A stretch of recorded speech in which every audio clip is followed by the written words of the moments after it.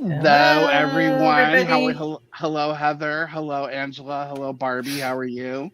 Hi, good doing well. How are you, Jason? Good. Angela, it was nice seeing you just yesterday in I know. Orlando. That was Oh, fantastic. cool. So Yeah, Angela to was, get used to being closer. yeah, exactly. Angela was at the Sherm, Florida, and I was at the Sherm, Florida, doing a little presentation, and so we got to catch up in person, and that was fun, along with Ray. So it was great seeing you. About what how many people went there? About 1,400 people were at that conference. That's what Wow. I heard. Yeah, Yeah, it's a great conference. People are super friendly. Love the facility that is in the Rosen Plaza there, or sorry, the Rosen Shingle Creek. It's a really great facility. So that it was a is. lot of fun. Yeah. Um, this topic, it almost makes me laugh if I say the title. Like, I don't know how to say the title without not laughing. So maybe one of you should say the title. Yeah. I Barbie, you thought we tell were us the playing title. Truth or Dare. Yeah, Barbie, tell us what the title is because I want to laugh if I say it. Okay, human resources making you miserable? Doesn't it make everybody miserable? Isn't that just like, doesn't everybody just dislike HR? I mean, isn't that the problem? I hope not. Yeah, it's true. Yeah, it is. Okay, Well, I so go ahead. Go ahead, Barbie. oh no, I was gonna say I like how it says inadvertently. Mhm. Inadvertently, exactly, Like exactly. accidentally. Well, this was from a Wall Street Journal article that was written a couple of weeks ago about how HR can inadvertently create a negative work environment, and then how people have worked with HR and it has just made their life miserable, and people haven't liked going to HR, haven't liked dealing with them, felt like it made their whole situation worse, was the premise of the article. So, Angela or Barbie, I'll let you jump in first to see your thoughts around it. Barbie, do you want to go? Well, I think, I can, but I don't think it's certainly not my intent. I guess I can only speak for myself and the HR people that I lead, but it's certainly not my intent to make people's work environment more negative. I do think that a lot of times HR people can put process ahead of judgment and actually thinking about the people. So, for example, I'm not a big fan of PIPs and making managers go through the process of waiting 90 days after they've already made their decision to take action on an employee, right? But I do want to make sure that the manager has given feedback, has set expectations, have provided coaching. But if they've done that, I don't want to do the kind of CYA move of great, you did all the right things. Now I'm going to have you go through this additional process. So I think that's one example that HR can hold managers back from being the best they can be. But in the same token, sometimes they can be useful for managers who don't do their job correctly and don't provide that feedback and set those expectations. So we're always kind of walking a tightrope of really trying to do what's right for the employees, which should in turn be right for the company because the company is only successful if their employees are successful. But sometimes that tightrope that we walk between legal, between what our CEO wants us to do, and between what the employees want us to do are all very different things. Yeah. Yeah, I would just add to that that the risk tolerance in the organization drives so much of how HR has to show up and navigate. And so when you think about aligning even your risk management approach to the culture and values, we can do whatever an organization wants. Technically, it's just at what cost? At cost, Mhm. either to bottom line, it's brand impact. It's the Yeah, ability to, attract and recruit top talent.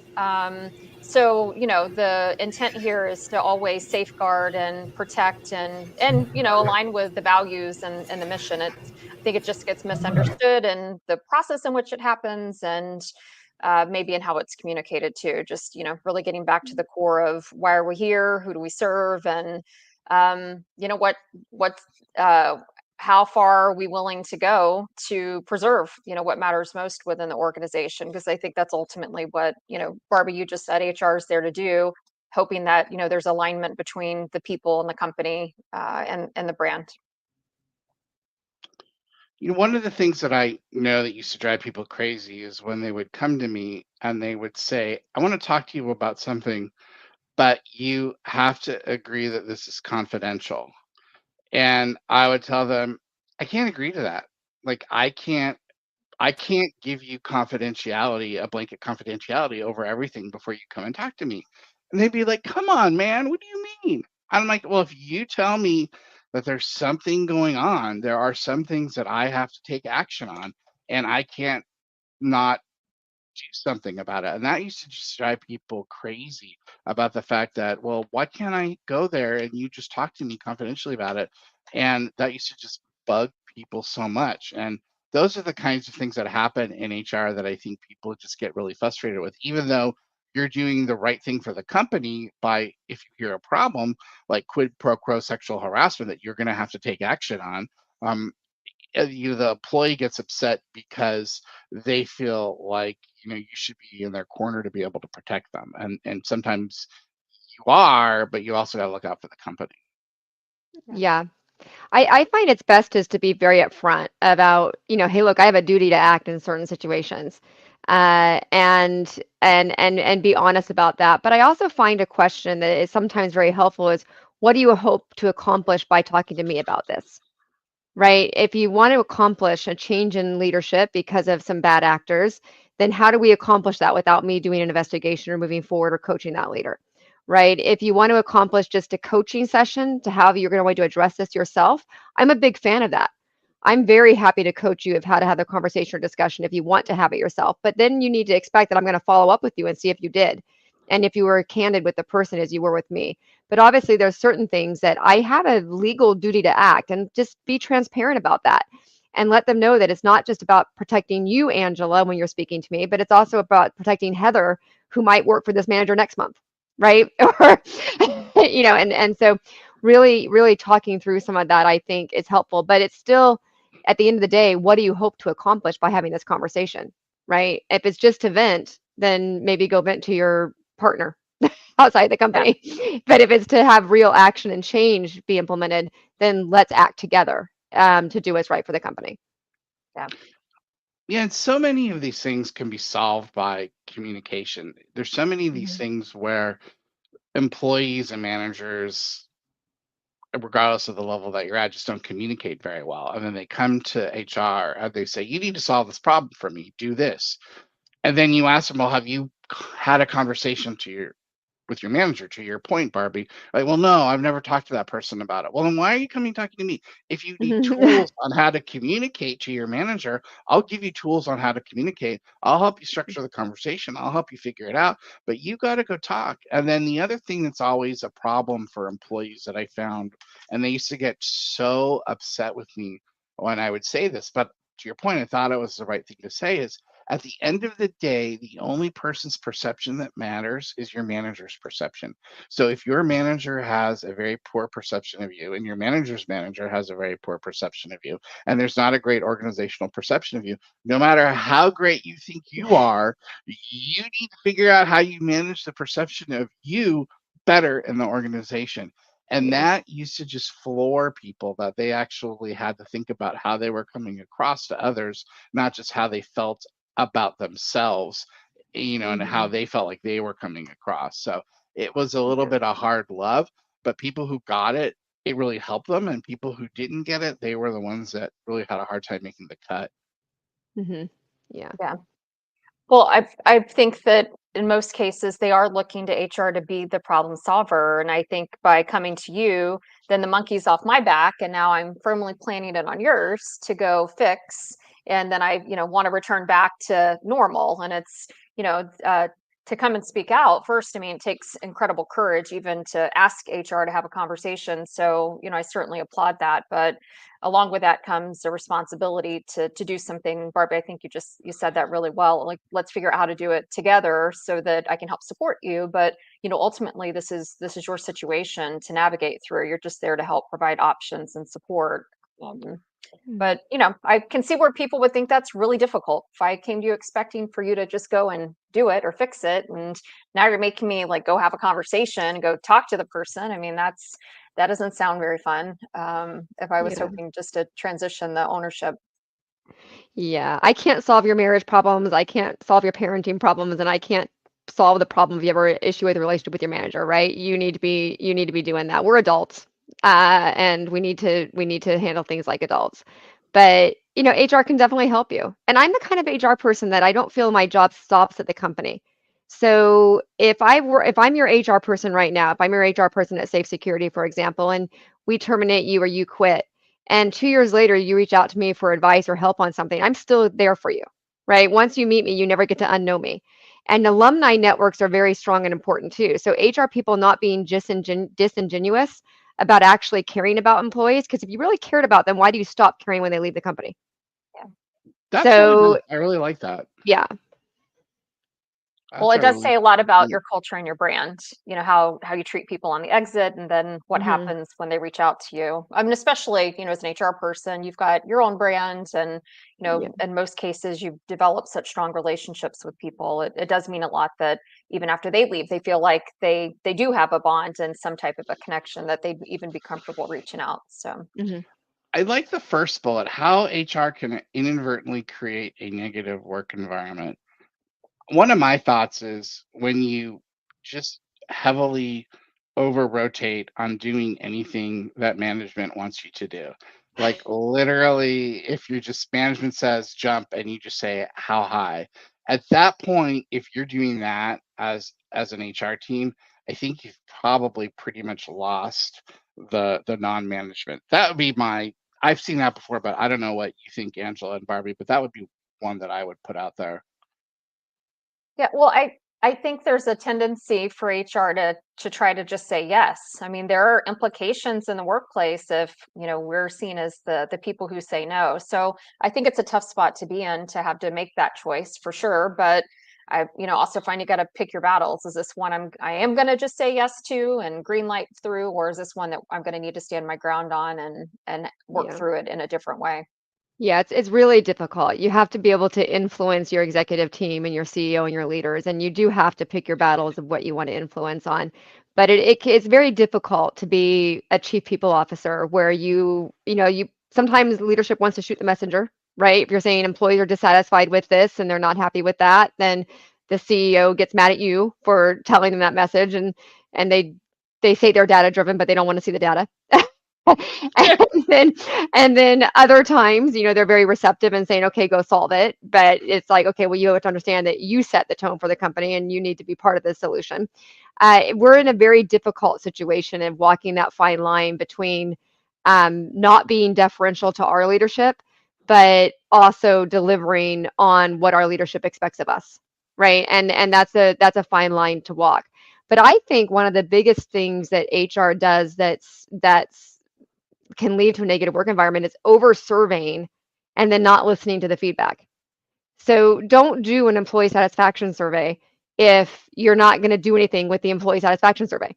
I mean, to me, that's just a colossal waste of the employee's time. It's a waste of your department's time to roll it out and administer it if you're not actually going to absorb what was given and communicate back to the workforce and make some decisions for the company. So I think a lot of companies do over survey without action. And I think that can lead to a lot of distrust in the organization. We spoke up, we told you what we think.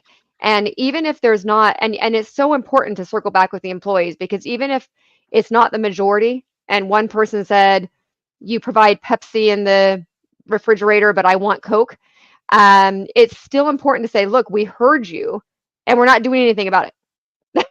It's still because your employees want to feel like they're heard.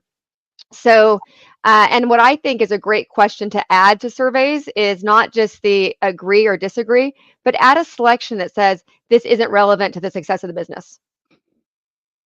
The whole Oh, asking me this question is not relevant to the success of the business, and let employees give you feedback of why are you asking me if I want Coke or Pepsi? It's not relevant, right?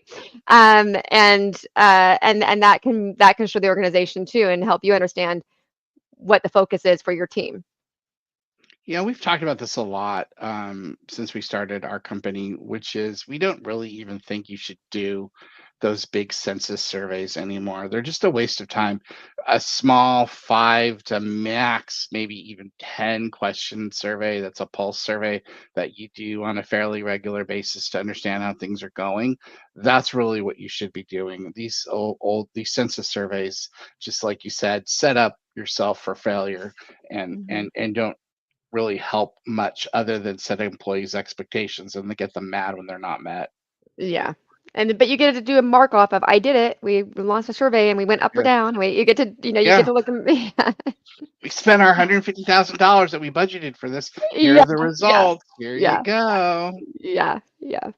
So what Well, if you go ahead, oh, Angela? yeah, no, I was just going to add, I think one of the other pitfalls that we also sort of danced around too is just the role of the manager in the process. If I, as HR, step in and do it for you, and I'm not helping to transition skills and capability and enable you to do it next time, then I'm recreating this situation in every single interaction. So, and that's where even, saying yes, say no, choosing your battles, but also working with that intent to help them serve themselves in the future versus, you being the go-to for all, because they've got to manage their people on the day to day. You're not there to do that. And so, being able to equip them is something we have to be very intentional about in our roles. Yeah, And that's a really every good point. Go Yeah, it's ahead, a really Heather. good point because every company that we work with as HR leaders, whether full-time or fractional or consulting, is a different company, a different culture, and different people. So when an HR person comes in and has their little toolkit and, this is the way GE did it, so this is the way we should all do it, that's a real disservice for the company that you're working with. It's always a huge red flag to me when companies want to work with me because of Netflix, right? Make us Netflix. We want to be just like Netflix. Netflix's culture is so famous. Like, no, you don't. You want Netflix's stock price over the years, but you don't really want Netflix's culture. And so, really helping companies find their own voice and the HR person not just coming in and saying, okay, I've seen the movie, I'm going to redirect the same movie. Every time you go, every company is a new movie. So you need to be open to doing things differently and not doing the same things the same way every time. And I think a lot of HR people have a problem with that. They have their comfort zone of what they like to do, and they just try to roll it out at too many companies that aren't going to benefit from it. Well, yeah, that's the whole I have a cookie cutter template or a cookie cutter approach to doing everything, and I'm just going to put this cookie cutter approach in, and it's going to work. And it's somewhat lazy in nature. It's not taking into account all of the things that you're talking about. Like each company is a separate entity and has a specific way of wanting to do things. What you're talking about is I'm putting effort and energy and being creative and making something different happen in this organization. What it's all about, and that's why people love working with you, because you're doing that and you're making a huge impact. You're just not putting the same thing out there over and over again. Mhm. Hoping it I works. always I always used to get frustrated when we would build programs or we would build trainings around the lowest skilled employees or the lowest skilled managers, or we were always managing to the people that were at the bottom of the of the they were at the bottom of the curve or at the low end of the curve rather. And I would be like, why should we do that? We should be managing all of our processes and everything that we're doing to the top end of the curve. And if the bottom end can't basically get on board and can't figure it out, then we need to manage them out. But we need to be focusing on the top. And I would always hate it when we manage to the bottom, because I think it would just make the organization not as competent, and it would basically take it down. And we used to see that a lot, and so I always tried to force us to not do that. Mhm. That's Yeah, good. it's a great point. But the ones on the bottom are generally the ones that are causing the most angst and challenge. And so it just feels like the right thing to do. But the intuitive, or it's anti or intuitive to focus on those that, there's the biggest potential for them to make the greatest difference. Yeah, and that is what makes the organization a lot more dynamic and a good place to work, is when you're focusing on those people that are at the top driving you forward, as opposed Yeah. to those of you that are making you not as effective. Now, Heather and I had one that we could throw into how can HR create a negative work environment. We had the one this week or the last 2 weeks of the organization where the leader doesn't ever talk to anybody in the organization. Like, it's been a year since they had a conversation with most of their clients that they serve. Heather, So do how's you have that thoughts on working that for one? them? Heather, yeah, you're on mute. Do you have that? Yeah, how's that working, Heather?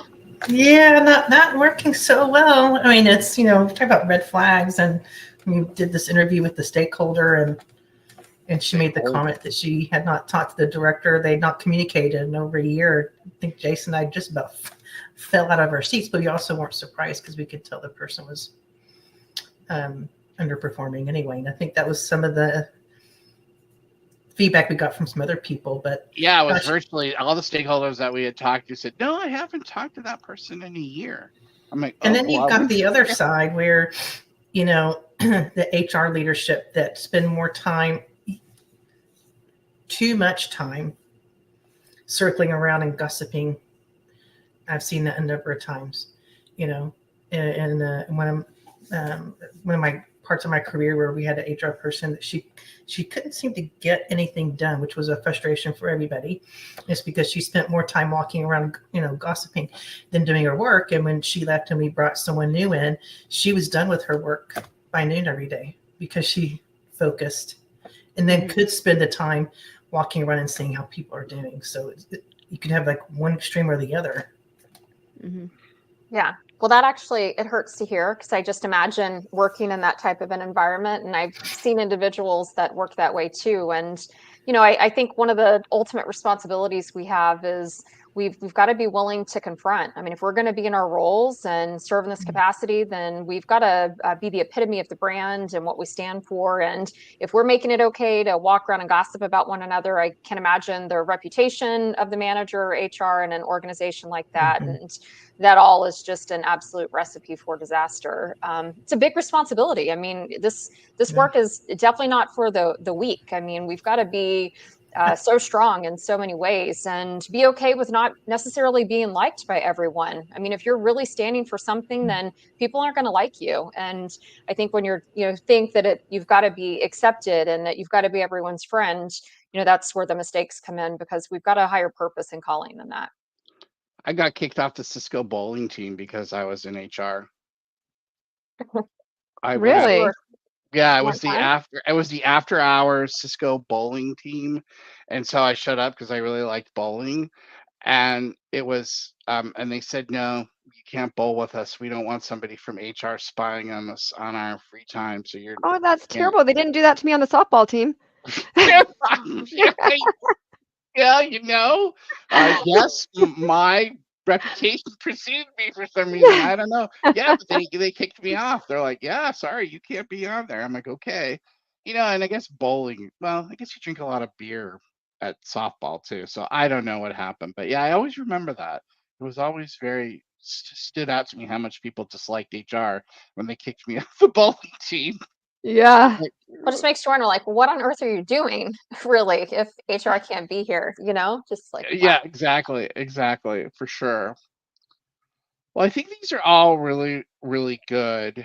And I think that, we are I think one of the things that Barbie just said, and what you also said, Angela, and I think Barbie is very, very good at doing this as well as Angela, is that sometimes you do have to take a stand. You do have to be able to articulate the vision of the company. You do have to articulate if you're going through a culture change. You do have to identify and talk to people about why we're going through a culture change. You can't be a good HR person unless you can help lead and bring people forward, and Barbie does that very well, and I know you do that very well, Angela. I know Barbie, we had to do a lot of that when we worked at Cisco, and we sort of had a culture change after, the first layoff that we did, and some of the other things happened where we had to retrench, and so you had to get in there and really show managers what the new way of doing things was going to be, and that was hard because they really resisted that. Mhm. But I think that's really important. So why do you think you're so good at that, Barbie? Why do you think that that's such a good strong skill of yours as an HR person? I don't know. I think that part of it might be laziness. I fundamentally feel like as an HR leader, my job isn't to grow my empire, but it's to develop amazing leaders and managers. And that means showing them and being a model for them in the behavior. That means coaching, that means developing them.